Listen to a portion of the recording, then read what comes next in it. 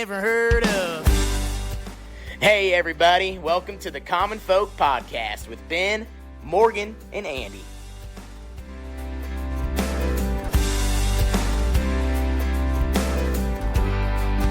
All right, so we're back on here, Morgan. Yeah, we're here. We're down a man, though. We are down a man. How are we going to do this? Well, last week it was just him. So he carried the water by himself. That was a little bit odd. That was. Well, but we were so busy. Hey, he's a busy guy. You guys got a lot going on. Well, yeah. Didn't you do a bunch of stuff for Labor Day? Oh my gosh, yes. It was. I had to run back up to Lynch. I had a bunch of stuff going on up there too. What'd you have? We have a property here, a property there, a cabin everywhere else, and also had to run up to Cedar Valley, check on my dog. Okay. That's how Mark likes to do it. You check in every so often with the dog, and then you get to do some of the things that he's learning with him. Okay. And then so it's not just all a new thing when you come back. Right. So it makes a lot of sense. I probably didn't explain it very well there, but No, you can explain it a little bit more. Yeah. So, we got an expert here with us. I know. We do. I know. We have one heck of a guest here. So I know.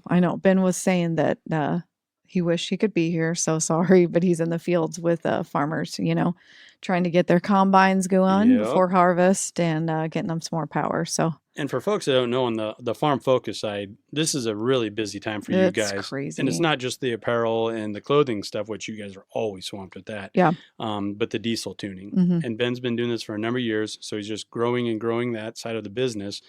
And harvest is around the corner. Yep. So he's getting calls from everywhere to go tune up some of these diesel engines. I got a couple calls that rang through the shop, and then that means that his phone was busy. Then it pushed through here. So he's really busy, hands on. So anyways. Yep. So that's what Ben's doing. He's staying busy on the diesel tuning We can side. handle this without him. We actually don't need him. I think so. Well, I don't want to say that. I mean, he just normally turns the gears and hits a couple buttons. You do all the editing. Right. Yeah. That's where the talent is. No, I'm kidding. But let's introduce our guest here. Yes. Tell me who you have here. Jordan Heiderman. Jordan, how you doing? Doing good. Thanks for having me on. Now, am I saying that correctly? I always get kind of nervous, especially with my name being Klassen, people saying Clausen or Clayson. And I just don't even, it doesn't faze me anymore. I'm just like, whatever you're comfortable with, and saying I don't like correcting people. Right. Well, that's the same with our last name. So is it Heiderman? I've heard everything. Yeah, same here. I don't really care how you say it, but Heiderman, yeah. Heiderman? Heiderman. All right. Okay. So I first became aware of Jordan. I cover high school sports quite a bit. Yeah. And I can remember everyone saying, there's this kid in Norfolk. He's a monster. Like they said this years ago. Yeah, years ago. Okay. A few years ago. Okay. Long time ago. Long no, ago. you're not that old. You're talking to some old people here. Man. But Jordan was a heck of a wrestler, and then you could argue maybe even a better football player. And then, you run your course, you go through college and all that stuff. And then he came back up again. Jared and I talk a lot about mixed martial arts and UFC and all that. Right. And, where I was taking Kylo to get trained, Mark Christensen, the owner's like, well, hey, this guy's going to be, he's going to be in a big fight here at Madison Square Garden coming up. I said, what are you talking about? He's like, You're like, Jordan wait, Heiderman. this guy right here? Yeah, I'm like, whoa. So, Jordan, could you kind of tell us a little bit about, start with your high school days there at Norfolk Public, right? You were a Panther. Yep. And then, you were a wrestler, but you played football. I assume you did track too. No, I did not do track, but, definitely competed in, football and wrestling. And I loved them both. And I knew I was going to do one or the other in college. Mm-hmm. And I chose to go football and ended up going to a junior college out of Western. Redshirted a year. Ended up playing and starting for 2 years. I was a 2-year captain, won a national championship. Wow. My second year there, though, they started a wrestling team and didn't have a heavyweight. Mm-hmm. So they looked at you. Guess who was peeking in the windows? I was like, hey, you guys need me yet? Or, So like halfway through the season, football was over. They're like, hey, you want to come to practice and maybe wrestle for us? I'm like, absolutely. Yeah. So I had a decent wrestling time there, and then ended up getting a scholarship to go finish out football at Indiana University. So Oh, sweet. So then he went and played in the Big Ten. And for folks who Okay. don't know, Iowa Western's kind of a powerhouse in everything. Baseball, Absolutely. football. I would Yep. assume their wrestling team's fantastic. Yep. You know, you're kind of in a hotbed of wrestling. Iowa, Nebraska, Missouri even. So that's pretty cool that you got to be there at the start of the birth of a wrestling program like that. Yeah. Tell us about Indiana a little bit. You played 2 years there? I did, yeah, and my gosh, it was probably one of the toughest times not only like academically, like the classes were huge and challenging, but then the football program was just so competitive, and they were always on you to do good, you know. So you just have to definitely bring it every day. But So was it a huge difference from the junior college? You think just work-wise, like study-wise, or all of it? Because it was bigger. It's just everything is. so Indiana was like a losing program when I was Oh, there. they were. Yeah. Oh, okay. And they're okay. They have decent years. But so the coaches were a lot harder on the players, I feel, because their jobs were on the line every single year. Yeah. It's like, we need to start winning games or I'm going to start looking for a new job Gotcha. kind of thing. So Iowa Western, the coaches knew they were going to be there for a long time. And actually the head coach from Iowa Western is still there. And they just came off a national championship year this last year. Okay. And I think that really made the difference is, you know, the coaching. Mm-hmm. Yeah. And, I mean, you hear that all the time, and I'm sure with you interviewing people. Mm-hmm. I mean, and our kids have been in sports, and our daughter played D1 soccer at Colorado State. I mean, coaches make a huge difference. Truly does. Yeah. Truly does. Yeah. And that's no joke. It's called the coaching carousel. Every offseason, people getting fired, people getting hired, Mm-hmm. and it's no joke, especially in an uber competitive environment like the Big Ten. You know, people think of Indiana as just a basketball school. No, that football program brings in a lot of revenue. So it doesn't matter if you're a starting D lineman or a cornerback or a quarterback, you better be doing your job. Right. Or the coach is going to be looking for a new job this next cycle. So there's you no joke to played that. though? There? Yeah. A little bit? A little bit. You know, I Okay. wasn't a starter or anything, played some special teams, but Yeah. it was just a tough environment to really be able to open up and compete at your highest level. But Yeah.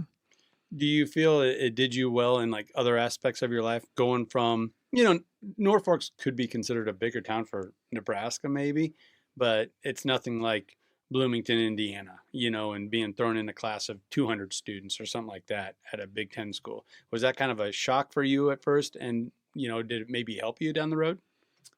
So yeah, Bloomington, it's not much bigger than Norfolk really. It might be double the size. It's a college but town. then it triples in size when college is in session. But it was beautiful out there. You know, it was beautiful trees and hills and little quarries and stuff. Yeah, I loved India. That fit you pretty good then? Oh, absolutely. Yeah. Well, that's pretty cool. So then let's fast forward to where you're at. How did you get into mixed martial arts? Because where he really came up, and I think people started to take notice, you were on The Ultimate Fighter. And that's a really cool series, UFC series on ESPN. Yeah. You know, a lot of people watch it. A lot of people get into it. And then for folks like my brother and stuff, who's this guy from Nebraska that's winning fights on The Ultimate Fighter? Yeah. So you're like, we're going to watch this now. How did that happen where you went from college football to mixed martial arts and now you're at one of the highest stages? Right. Yeah. You know, I had two older brothers that did some MMA at the amateur level. So I always knew about it and I played around with it, you know, training in garages and stuff. But I was always so busy with wrestling and football and then going off to college. But I always knew, like, hey, if wrestling doesn't work out, football doesn't work out, I'm gonna do MMA. I'm gonna try every resource I got here, and that's what I've been doing ever since. You know, I graduated from college, and it's been a heck of a life so far. Wow. Yeah. I mean, I guess I don't even know enough about MMA. I just you just see it on TV and stuff like that. I just don't even know. Where do you even do you even call them matches? I sound so dumb. I mean, is it matches? What do you call them? Bouts, whatever. Okay. Like you just decide you're going to do it. You find a coach. Like, how is the whole, process work? Is it you're at a gym or do you have like team? There's no team. You're by yourself. Right? Like you have gyms and that's considered your team and coaches and stuff. It is. Yeah. Okay. But like with how Norfolk works and kind of Nebraska in general, unless you're in like Omaha and Lincoln, the gyms are pretty scarce and hard to come by, especially good training partners. But at the time, Norfolk did have a little MMA club called the Scrapyard. And, you know, I kind of would come in every now and then, but I was training hard in my garage. And when I'd show up to those practices, like, oh, man, these guys aren't worth my time. You know? Okay, yeah. I just came from college, and I was as big and as tough as I ever was, you know. Yeah. And that was just me being a big head. But ended up training there full time. But that gym closed after a couple years of training. And then I started going to Columbus to the bomb squad. And that gym ended up closing. Oh, geez. So somebody bought him out. One of the teammates from bomb squad bought him out and moved it to Dodge. And initially it started in his basement, just a couple of guys. I did my second pro fight, pro debut for LFA, training camp in his basement. No way. Yeah, it's just crazy. Like an unfinished basement? Unfinished basement, concrete walls. And so to do wall work, we put a mattress against the wall. And he It's had like mats Fight on. Club, man. I love It really it. was. Yeah. And so I'm a heavyweight, so I had to get, you know, one of my good buddies, Brandon Soul, to come train in this little basement with me. And just two giants going at it in a little 10 by 12 basement. It was just crazy. And for folks that don't know, these are all Nebraska towns and not big towns either. So Right. you're not talking Yeah. Columbus, Ohio. You're talking Columbus, Nebraska, Yeah. right? Correct. When you say heavyweight, so what is that weight class then? And like, what's the difference? Yeah, it goes to 206 to 265 Okay. is the heavyweight limit, and it's got the biggest range in weight. Yeah, that does Uh, seem like, so you could fight somebody that's So- at 200 and something, and you, I mean, what do you weigh? Like, do you, Yeah, so typically fight week, going into a fight, I'm about 245, okay. which is considered small for a heavyweight. And so I'm having guys that cut weight to 265, and then come fight day, because you weigh in the day before, Mhm. they're back to 275, 280. Oh, So- shoot. Mhm. I'm a little Wow. guy out there. So Wow. do you, like, to me, you look like big Yeah, and that's- super fit. That's a different world, right? But I mean, do you plan to put on weight, or you like the size you're at, or what's the whole? Yeah, no, I'm good with where I'm at Okay. weight wise. You know, my strength is good, my speed is good. You know, now it's just developing the skills. and Okay. stuff, All right, so you can take those guys, like they don't really intimidate you. so. It's part of the job. Okay, I got to take those guys. Right, that's true. That's true. Well, and let's talk about your latest bout, because you went to Madison Square Garden, New York. A lot of hoopla, a lot of media was there, and you still got a chance for the championship bout here. So, kind of tell us about that. You know, just I couldn't imagine performing at Madison Square No, Garden. how many people are in there? I'd Like be the- thousands? Be the halftime show of something like an expedition. I couldn't even pull that off. No. So, you're in what's known as the PFL, not the UFC. So it's like, would you consider it like AAA, in like a baseball terminology? No, I mean, yeah, the UFC's got this big Yeah. platform, but I mean, PFL is right underneath. They're Oh, yeah. doing a lot of big things. Okay. They just signed arguably the toughest heavyweight in the world, Francis Ngannou, and Yeah. they're Okay. they're partnering with the Logan Paul, and Oh wow. so they're doing huge things, and they're looking at to buy out Bellator. So I mean, they're going to be super. And you have cable TV pay-per-view contracts. We were just talking on the way out here how you were on ESPN Plus pay-per-view. So yeah, I mean PFL is there. And what is that? Professional Fighters League? Yep, right? correct. Yeah. All right, instead of Ultimate Fighter. So to me, Yeah, it almost seems like there's two. Are they competing against each other? Yeah, For guys, they- or for like? Oh, the platform of Yeah, how the the platform. PFL works. Yeah. Yeah, so it's a tournament style bracket, or Okay. however you want to say it. So there's 10 fighters, and you get 2 regular season fights. So everybody will fight twice at the heavyweight division. They do it in multiple weight classes, Okay. and then you earn points per fight. So if I get like a first round finish, it's 6 points in that first fight. In the second fight, I get 3-round decision, so I get 3 points. So I'm sitting at 9 points. And then the top 4 people go into the playoffs, Okay. which then determines the champion. Oh, geez. So this was like Okay. a semifinal playoff match, right? Correct. A bout. Yep. You know, I always feel like a lot of boxing terms spill over, you know, into MMA, you know, bout, fight, rounds, all that stuff. So that fight didn't quite go your way, but you're still in the mix, right? Like you're an alternate and you're still in the league, right? Absolutely. Yeah. I mean, I must have made an impression with PFL. You know, they like me, that I'm marketable. So they invited me to be the alternate to the championship, which is a great opportunity for me, you know, especially if somebody ends up getting hurt during training camp and can't make it. Now I'm fighting for $1 million. Which is life-changing, you know. And when is this? In November 24th. Okay, so that's what you're currently training for now. Yep. Okay. Correct. Will you do any other fights? No, so I'm under contract now. Okay, so that means you're just training for in case they need you. Correct. Gotcha. I don't know. He's going to miss second weekend of deer season. I mean, if he gets called up. So, Right. I don't know. Speaking of that, do you hunt? I do. Okay. I do. Yeah. So I work at a place called Cedar Valley Hunt Club, where Andy's dog is, and we train dogs. We guide hunts. This is my first, year there, and it's right up my alley as far as interests go. You know, I grew up pheasant hunting, and so this is awesome. All right. And that's kind of how I officially met Jordan. Was he is training my dog right now. He's got about 3 weeks left of training. Yeah. Okay. So how long has Kylo been there? A little over a month. Holy cow. Yeah. Are you going to even know what to do with the dog when he I'm going comes to take him home? hunting. I'm going to take him hunting as soon as he's going to get So this hunted is a good lot. timing. In 3 weeks. Yeah. Did you plan it like that on purpose, Andy? Yes. Mark called me earlier in the summer, and I was actually getting ready to talk to either Mark or one of Ben's guys about getting Kylo some actual training, because all I was doing was just the typical stuff in the backyard, you know, fetch, sit, stay, that type of stuff. Right.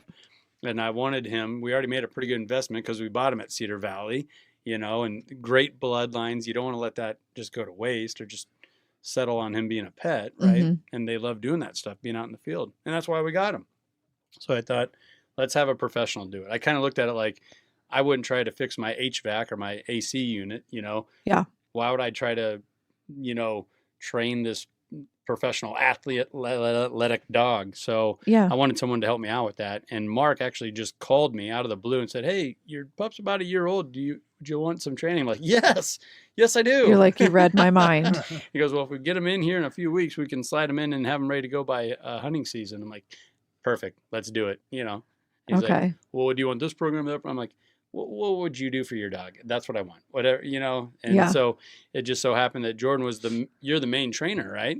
Yeah. So he's with Kylo just about every day. So how do you like Kylo? You can plug your ears, Andy. Kylo's a good dog. Turn off hold on. Let me get my headphones turned off here. He brings Kylo out here. He's a good dog. He's definitely a good dog. You know, he's got a lot of energy, and you can tell he loves to have a job and like chasing, fetching. So he's definitely gonna be a good hunting dog, I think. Okay. Yeah. So it's going good. It is going good, yeah. So we were out there last week, and that was the second time he was with those dummies, you know, that were being shot and thrown out pretty good ways. Mm-hmm. And our camera guy, Garrett, he's filmed that type of stuff before, and he's been around those dogs. He's like, if that was his second time with that dummy launcher, he's doing pretty good. So I felt good about that after we hung out with you guys and saw that. Okay. So, yeah, it was just this machine that you put blanks in and you hit it and it launches this thing out. And they're supposed to go retrieve it.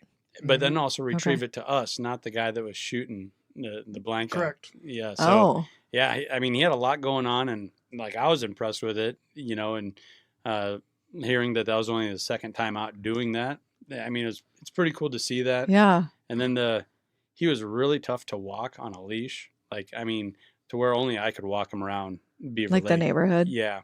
And Ashley wouldn't even try it. Ozzy and Kimber would be a train wreck. You'd just be dragging the kids down the road. And the first time, about a month ago, when we went and visited him, Ozzy went with us and he walked him. And there was lack, you know, in the leash and everything. It was phenomenal. I'm like, well, this is whatever the end bill is, it's already worth it. I don't care, you know? Right. And that's what Mark's about. He's like, first and foremost, they got to be a pet, right? Because you're only going to go hunting at most, 14 days out of the year. The rest of those days, he's a pet. Yeah. So he's got to be a good pet first. So I like that approach too. Yeah.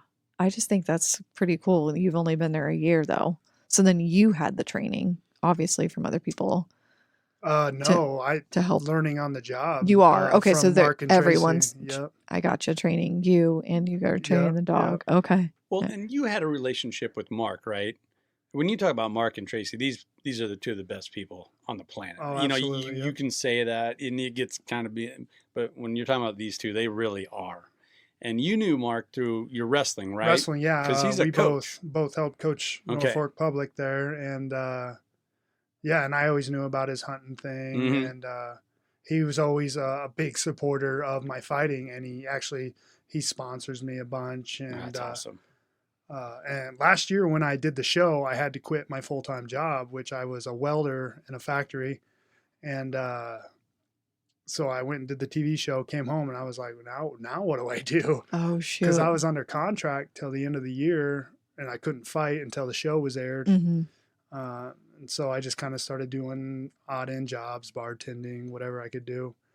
So to find a job that's super supportive of what I do and like will work with my schedule, it's been That's a game huge. changer. Yeah, it absolutely. Yeah, it really And has been. it sounds like you liked obviously being outside doing like this is like yesterday, I worked in the morning and all I did was take dogs out hunting, dove hunting. Oh wow, that and you got paid to do it. I got paid to take dogs out hunting. It It's was so unfair. not a bad deal. Andy, I think you need a new gig. I know. I hate leaving. I hate leaving that place. I'm like, let's just stay here a little bit longer. Let's shoot the shit a little bit longer here.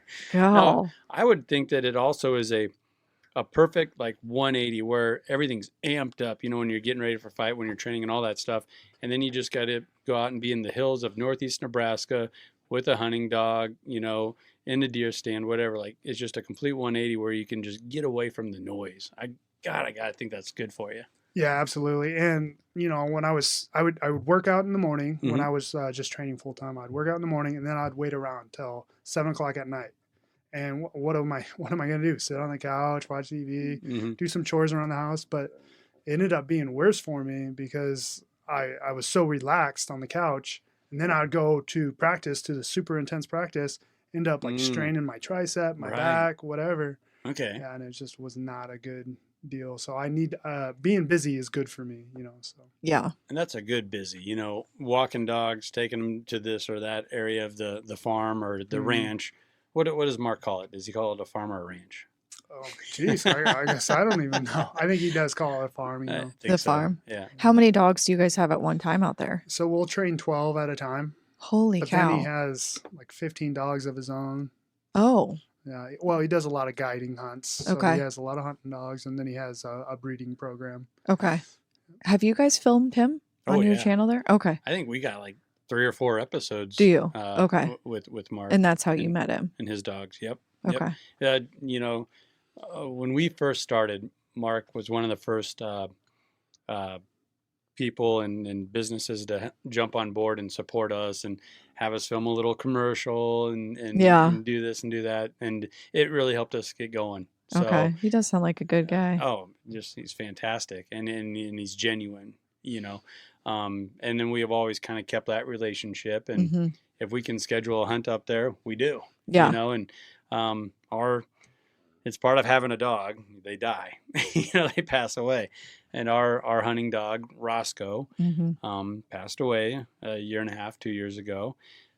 So after, you know, the sorrow and all those emotions, you know, flood you and everything else, I always kept Cedar Valley and TLC, right? TLC Labs, in mind, because I thought short hairs are kind of amped up. They are crazy. Those dogs are crazy, and they're loving pets. They're great, but man, they're a lot. So I always thought, what if we just got one of Mark's labs? You know, you know. Yeah. And if that kind of their selling point is they're pointing labs. So what do you mean? They'll point at a pheasant for you, much like a short hair's kind of bred to do. Okay. So and then they just wait, right? Well, you can tell them to flush it out. Okay. Yeah. Okay. Yeah. So I'm really excited for this upcoming upland season. But anyway, I followed Mark and PLC Kennels on social media, on Facebook, I think, and saw that they just had another litter when we were looking.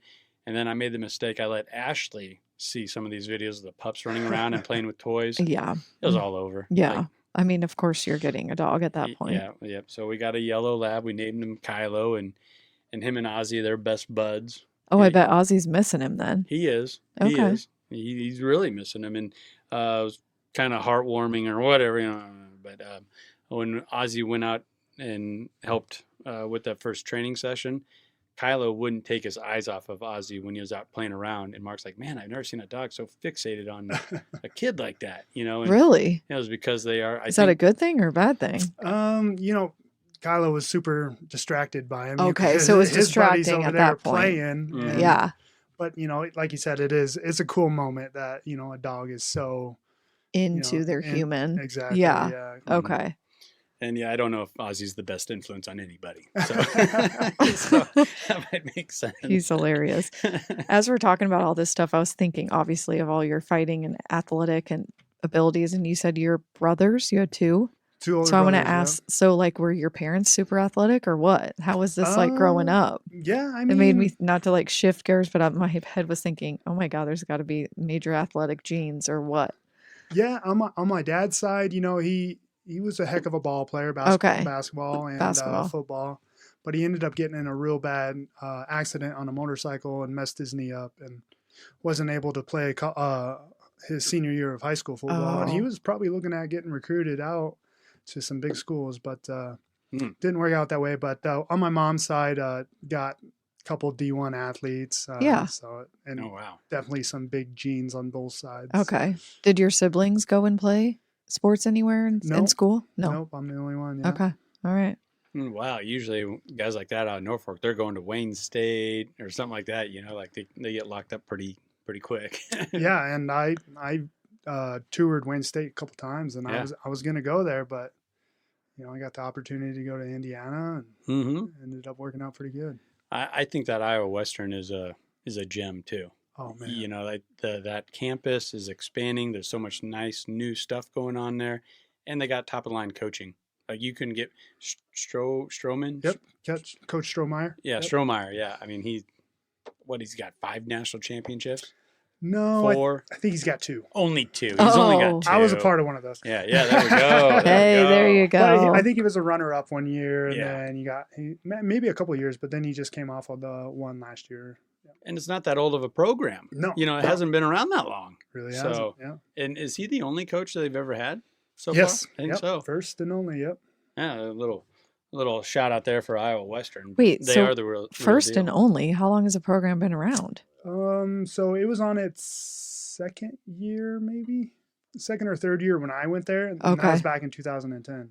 2010. Okay, golly. So that is a long time for a coach to be there. Yeah. Good for him. Yeah, absolutely. Shoot. No, he's got quite the tenure going on. Yeah. So we got to get back to Madison Square Garden. What was that like? It was crazy. The bright lights, the media leading up to it. Right. Golly. How many people? How many people were there? Oh man, I don't know. The place was packed. They're all screaming. It was a great atmosphere to fight in. And the PFL really does it good. You know, they put on a heck of a show. And so it was a great experience, you know, and the fight didn't go my way, but, you know, I took a lot from that fight, you know, and as you should. But, you know, I'm excited for the next opportunity and we'll see what happens. Did it freak you out, though, a little bit? Like the nerves, did it feel different than any other fight because it was so big? Or did you try to just calm yourself? I do pretty well under the bright lights. You do? Because I've wrestled at state in high school. I played in the Big Ten. Yep. So it doesn't bother me that bad, but, you know, it gets to you, you know. Right. You wouldn't be human if you didn't have a little bit of you know, the butterflies and stuff, right? So how many are like, wait, do you say that in your corner?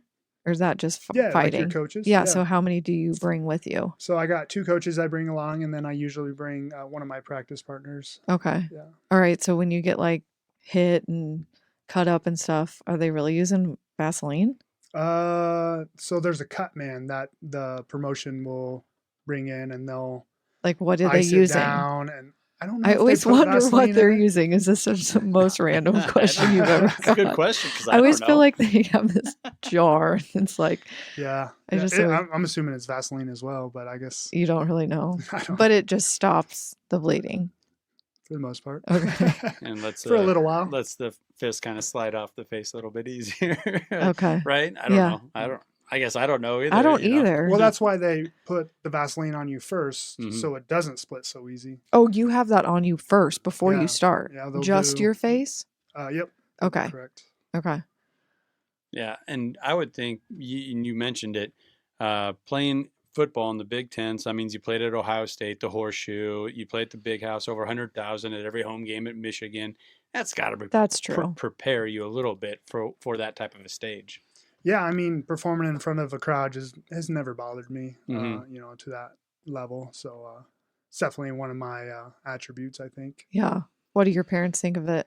My mom asked me about every time, "Are you about done? Are you gonna quit?" Oh, I'm that's such a mom just a thing. little bit more. I'm Yeah. not quite done yet. Yeah.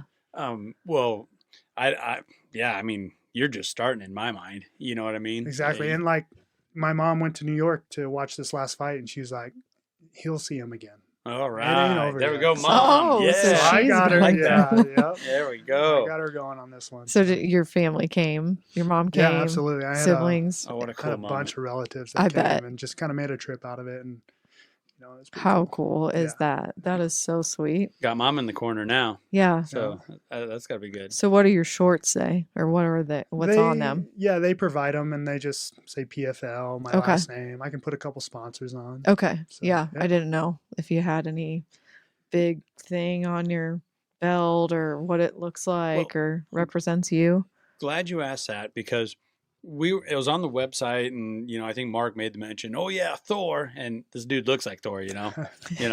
But then I saw your T-shirt. It said Viking. So what exactly is your logo or your marketing? Where are we at with that? It's kind of up in the air because it's like you want to come up with a cool, catchy nickname, as a stage name or whatever. But nothing really rolls with my last name. I feel like so Jordan Thor Heiderman. I just feel like that doesn't sound that good. Okay. And nor do I think Viking sounds that good either. But that's like kind of my my marketing deal, like the modern day Viking or whatever. Right. Okay. Yeah. And I actually got the nickname from Juliana Pena, which is probably one of the best female UFC fighters right now. And when I was on the Ultimate Fighter, she was my coach, and she's like picking teams, and she's like, I want Thor, I want the Viking. Oh, I think that you should go with that Oh, then. I know, that's why I'm gonna let Yeah. it be. Yeah. That's how the good nicknames come. Yeah. go with Thor the Viking. Yeah. Right. Yeah. Just roll it into one. Yeah. I'm Just on forget board. my last name. It's Jordan Thor Viking. Right. Totally. That's great. And then if Juliana is the one that gave you that name, just roll with it. Absolutely. What she says goes. Right. So with that TV show, did you have to try out? Or was that So they kind of base off of like where you're at on the regional scene. okay? And I was doing well. Like I was one of the top prospects. Uh-huh. And so that's why they bring you in on the show. And Okay. usually the top 2 guys get UFC contracts. Do they? I was in the top 4. Okay. So Gotcha. I just wondered how those, with shows and Yeah. how those things ever work out, if they called you or you found them and it was like an audition or yeah, I mean, it was kind of both. yeah, it is. I found out the weight classes that they were doing that Uh-huh. year, and I was like, well, okay, let me reach out to my management team and see if we can get on this. Right. So that's what we did. Sweet. So as far as the professional thing goes, you're kind of in a wait and see type or wait and hold, because you're an alternate for the championships coming up here in November. And then you're still under contract though for 2 more fights within the next 12 months, or how does that work? So I'm under contract till January. Mm. And now that they brought me in as the alternate for the championship, so now I'm tied up. But I can get invited back to the tournament next year. It's Okay. kind of how it works. And it hasn't been said because this year's tournament isn't over. Right. So But you're kind of thinking, if everything goes as kind of planned, you'll probably get invited back to the PFL tournament, right? 100%. Yeah. Is that kind of what you're? I mean, the fact hoping that they and want me looking. as the champion, the alternate to the championship. Yeah. Yeah. I think it's kind of a no-brainer, but you never know what can happen. Oh, know, sure. And Yeah. when one door closes, many open up. So. Right. Right. So are you planning on staying with Cedar Valley, keeping that gig going? Because I like I said, I just want to quit everything I'm doing. And just go I work know, for I can tell. Bye, Andy. Yeah, catch you later.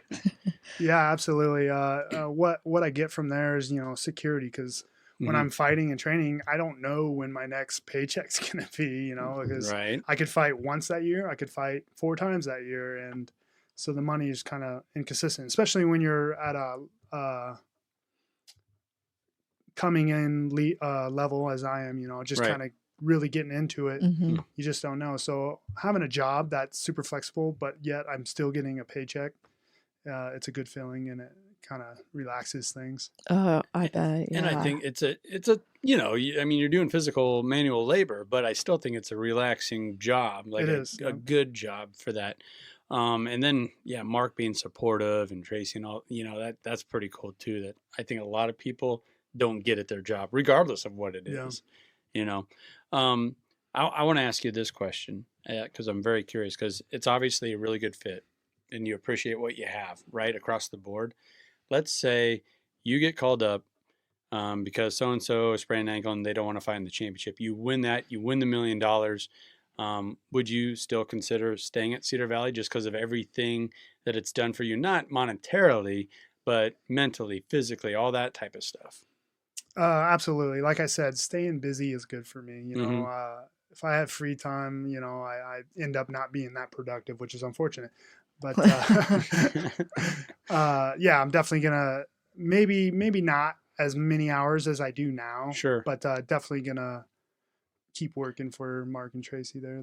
Well, you'd have a lot more engagements too. The PFL would want your time a little bit more, being the champion out. Well, they probably would bust you out. You'd probably have to go move somewhere. No, you're like, oh crap. I don't want to move, but yeah. Like if you did move somewhere, would it be another state? Like, do you know? No. Okay. I would probably move to Omaha just to be closer to my gym here, Skywalker 101. Yeah. I got a great team, a great coach here in Omaha, so yeah, I definitely kind of keep it close. But it's just not something you want to No, leave. I don't. Yeah. I want to get out of Norfolk because Norfolk's growing too big. So. Right. It's not like you want to go to another bigger city like Omaha. Yeah. So there are a couple really good fighters, MMA fighters from Nebraska that are still getting after it. And Lionheart, he just won in the UFC. Do you know those guys? Do you have a relationship with those guys, or are they at Skywalker? Because I don't know. Yeah, Anthony is at Skywalker. Okay. It's Omaha's his hometown, so Skywalker's his home gym. But for training camps, he'll go up to Denver and train at the Factory X there. So I've gotten many rounds in with him, and learned cool. Got a lot of knowledge from him. He's got over 50 fights, and he's just been around the business. He's doing big things, and he's definitely one to kind of soak up as much information as you can from. So he's definitely good to have in your corner. Are those guys pretty good about sharing information, or is it all pretty like close lip? They don't really want to share their little secrets. No, absolutely. Okay. They're all about helping your teammates get better to help them get better. Gotcha. Is the big thing. Okay. Yeah. I like that then. Because you just never know. Sometimes people get really super cutthroat. Like, don't be asking me any questions. I'm not going to help you type of thing. Yeah. The NSAA, governing body of high school sports, there's a number of week 0 games. And of course we did a few, we televised a couple. I was on the broadcast, but a couple of the coaches, well, all 4 coaches that I talked to that played week 0, they didn't let their film out. Of course not, because they don't want things to get leaked or what? They did what? a little handshake before the game, saying we don't want to give the week 1 opponent a hand up. Well, the week 1 opponent asked for the film, and they said no way. This is kind of how it all came out. You talk to this coach or that AD to get their side, whatever, but. Right away, the NSA had to get involved and be like, oh, it's up to them. They don't have to give you the tape and this and that. So that was a case where week 1 guys were saying, well, you got the advantage of getting a week under your belt. we should get the advantage of having a week of film on you, and have it kind of fare out that way. But that's kind of what you reminded me of. Right. Well, but you that. saying that, do you watch film? Yeah, absolutely. There's almost all the fights are on YouTube. Okay. You can pretty much find them. Watch your opponents and yeah, absolutely. Film study. So like, what are you known for? Like, do people say like you're good at this? Yeah. I mean, I like to say I'm well-rounded, so I can stand and punch and fight that way. But my wrestling defense, my wrestling offense is, probably my strong suit. Okay. And you don't always see a lot of heavyweights that are good at that. Right. So that's. But why? Well, because they're heavyweights, they just want to stand there and trade punches. They don't like to move fast. Yeah. And that's another advantage of mine is like my conditioning and my speed. Yeah. I mean, you're built, but like you do look like you could be like super agile, like, Mm-hmm. That's where that's where your wrestling background comes in so Absolutely, huge. Your footwork and even being a defensive lineman at a Big Ten level, I think that gives you a leg up. Yeah. Pardon the pun. On a lot of opponents that don't have that, experience. So another question I had, and we were talking about Anthony Smith there, and he helps out with Skywalker, or is he just part of the gym? He's just one of the guys. The two coaches at Skywalker, Danny and Scotty, they're his original coaches from the get-go. Oh, that's pretty cool. And so he went to Denver just to pursue tougher practice partners. Sure. But yeah, they brought me in for one of his training camps, and I haven't left. So. Oh, that's awesome. See, that's a Nebraska guy helping a Nebraska guy, local guy. Mm-hmm. You were telling the story of how you went to a small gym in Norfolk and that closed, and then you went to this one, and that one ended up folding up. After your professional run, is it a thought of yours to maybe open a gym around Columbus, Nebraska, or Norfolk, to where guys in your situation or guys that just want to live in small town Nebraska or whatever have a gym to go to? Yes, I've thought about it 100 billion times. But the commitment a head coach has, it's crazy. Oh, I know. A lot. They are so busy. Evenings, mornings, weekends. Okay. Gone. Yeah. So it'd almost be easier to open the gym, hire some coaches, do it. I would come in as like just an assistant coach. Yeah. But you don't want to open Thor Viking gyms. I could, and I think it would go really well, especially in Norfolk. And it's something I'll still think about. We'll see what happens. I don't.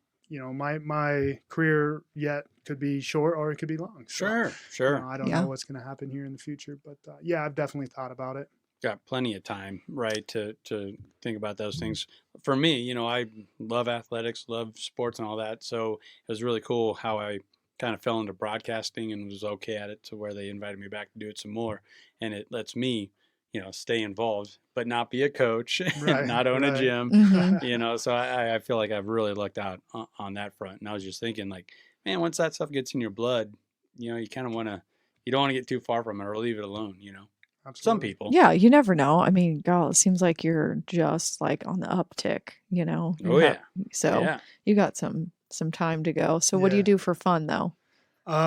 So just over the weekend, Labor Day weekend, we went to the lake and did all that. Had a picnic. It's actually was my birthday on Sunday. Oh, well, happy birthday! All right. Well, thank you. I got together with my family and just hung out. Okay.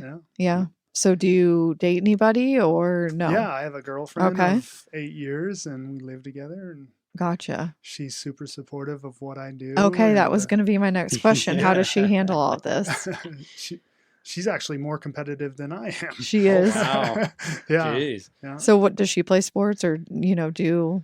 Yeah, she was a heck of an athlete, and she personal trained and owned Jazzercise for a while. And our whole basement is a weight room essentially. I bet. So we had some personal training clients down there. She ran for a while, but yeah. So she's definitely a big supporter and into the fitness stuff. Okay, that's huge. I'm sure you always get the question, "Oh my God, 8 years. So when are you going to get married?" Is that not the question you always get? Yeah. Okay, yeah, so just so you know, when you get married, then the next question is going to be when you can have kids. Just so you know, that's just how this works. But it is how it works. Always. So. And then you have one, and then they're going to say, "When's the other?" It just never stops. Never stops. But that's good. It's all fun. Well, good. Yeah. Okay. Because I watched all your interviews and all the fun media stuff leading up to that fight in Madison Square Garden, and a gal that interviewed him on YouTube, the first thing she said was, "Oh my God, your eyes are so green, they match your shirt." She did? She said that was her first, like, she didn't even ask her, she just made that. What did you do? Did it throw you off? Do you even remember her saying that? Yeah, no, I do actually. He goes, "Oh, And, thank you for noticing." They walked me into this dark room, so I couldn't see nothing. And then there was this lighted up circle that I had to look into and blind myself, so I couldn't see nothing. But they could all see me apparently. And and she made that comment. I just thought it was funny. That is But I funny. was She thinking- wasn't standing right there? No, Next she was to like you? behind a bunch of computer screens or something. Oh, okay. I So, should watch I was gonna that. ask, did your girlfriend? She probably doesn't care for that. I haven't even seen that interview, so I don't think she's seen it. I was just thinking, oh my God, she's kind of getting off track here right away. Oh, that's funny. Oh, that's funny. So is your social media presence like, do you feel like you have to do a lot with that now, or is that tough? Do you care? Yeah. How does that work with what you do? Yeah, so like with the show, The Ultimate Fighter, Mm-hmm. I tried being more vocal, like somebody I'm not. I'm not a vocal person. I like to be quiet. I like to watch and hang out. Uh-huh. So that definitely wasn't me. But now I'll make an effort to post because it's important. You Yes. got to tell your story and kind of show your background, and that's what people want to see. Mm-hmm. But it's definitely something I struggle with, and I'm trying to get better at it. And Yeah. So I come do podcasts and cool stuff. But Yeah. I mean, we struggle at that all the time. I Yeah. feel like with the business, It's it's such a weird balance. It When is. is enough? And with my show and other things that we do, Ah. I try to post whatever 4 times, 5 times a week, but then I'll end up going down a rabbit hole where I'm on Twitter or X now. It's like, oh my God, I just burned an hour. It's like, God, I didn't mean for that to happen. I'm Right. just trying to post this, and this, or schedule stuff out. So it's just a weird balance, and you're told, you need to do it, and there's merit to it, and all this other stuff. But then I think, is there really? I mean, I have Yes. 2,000 followers. I and mean, I agree what with does it both, do? What does it but do? like people want to know him. You know Oh, what I yeah. mean? And or He's an people want to away dude, know. yeah. Yeah, like yeah. so Well- then they can be rooting for you and stuff like that. Well, yeah, but he's got a fan base. Yes, that he needs- exactly. But that throws a whole nother layer on it. You have a fan base that you feel you need to just keep feeding, because they want it, and it's like never enough. And I mean, I was kind of shocked when we were driving out here. We were talking about some other MMA fighters, and they're just making a mint off their YouTube channel, off their personal podcast, and you're like, oh, I didn't see that. I'm like, what? But, I yeah. probably get into it a little bit more than most, but I mean, Yeah, you're probably on YouTube a lot. those dudes, I mean, some of those guys are cranking out 400,000 of views every little thing they put out. It's just crazy. It's amazing. Wow. So yeah, I mean, you could be there, especially I tried. your story. I would just, when you're taking Kylo for a walk, just live stream that, man. I'll tune in. I want to see. Oh my gosh. You're Right? funny. Yeah, I mean, but that is something different. It is, and I'm the guy that wants to enjoy the moment, not capture the moment. Yeah. That's So cool. I've done Yeah. so many cool things and done, seen a lot of things, but I just never catch the moment because I'm enjoying the moment. I love which- that. No, I feel the same way with people at baseball games, at concerts. They're on their freaking cell phones. Like, no. There's professionals that are filming this. If you want to go back and watch it again, you can on a professional level. It's really good. You and your iPhone, you're not going to get it.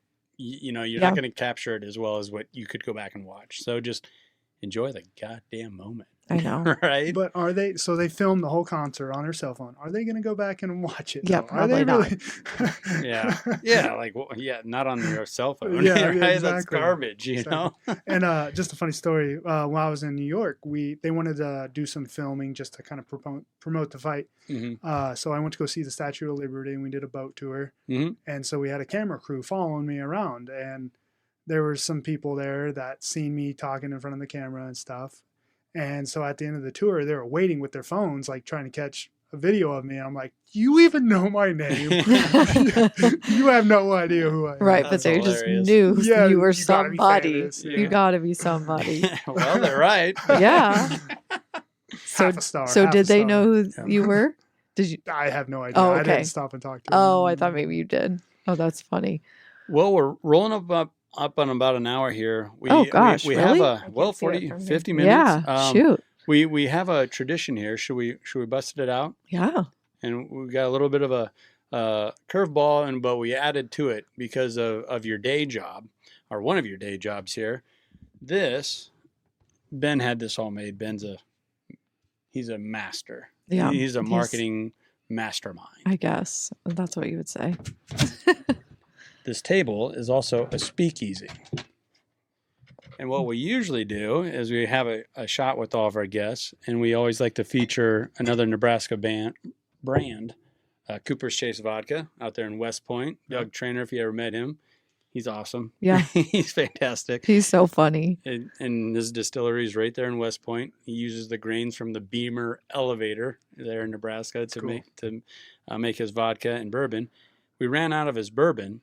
So, Yeah. in honor of having the professional dog trainer here, You got a good one. we got Bird Dog. Hey, I'm gonna have to do that one, I guess. You want to try that one? That's what I'm gonna do. All right. So, Well, you got to open it though. I got a blade here. Okay. Let's see what we can do.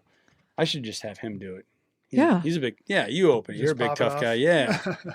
And I'm gonna look like a sissy because I can't.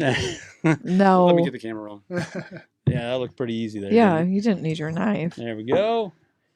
All right, I'm gonna There try you the go. bird dog Ooh, too. I can smell it. I want the Bird Dog. I've never had it. Have you had bird dog before? I don't think I have. What would be your choice of liquor? Like if you go somewhere, you're drinking a Coors now, so you'll have a beer, but Yeah, do you for like sure. hard liquor too then? I do. I'm definitely a whiskey guy. Okay. I'll do like Makers or All right. Yeah. Jack or something. Okay. Okay. Good. Well, I got this for Christmas one year, and it's all gone. So. yeah, I So got another you one. thought you'd get it again? Yeah. Get It another is a good idea though, because I mean he is training your dog. one. Yeah. I mean, Yeah. I'm on board. okay. All right. Ooh, I can smell that peach. Yeah. A lot of times I pass, but I'm feeling good about Bird this one. Dog peach flavored whiskey. All right. What's the toast to? To PFL championship? yeah, Hey. All right, to there the we go. future. Jordan to Heiderman. the future. Here we go. That's pretty good. Yeah, that's good. Pretty kind of sweet, isn't it?